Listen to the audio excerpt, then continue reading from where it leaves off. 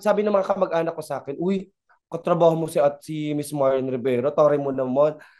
Kamusta siya? Masungit ba siya? Matari ba siya? Ganyan, ganyan. At tinatanong na nila ako ng gano'n. So ako, di ko alam ang sasagot ko. Tinanong ko siya one time. Sabi ko sa kanya, ate yan, paano yun? May mga nagtatanong sa akin, masungit ka ba daw sa personal? Matari ka ba daw? Ano po sasabihin ko? Ang sabi ba naman niya sa akin, sabi mo, totoo. Eh, totoo naman eh. Eh, totoo naman talaga mataray siya, di ba? Totoo naman eh. Sabi niya sa akin, sabi mo, yun naman totoo eh.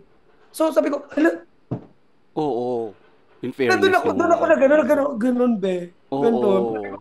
Okay. Kasi ako di ko kaya sabihin yun. Hindi, totoo naman eh. Totoo mataray siya. Totoo, yun yung Pero, totoo nasa talaga siya. Pero lugar. nasabi niya sa akin yun ng gano'n na parang binigyan niya ako ng pahintulot.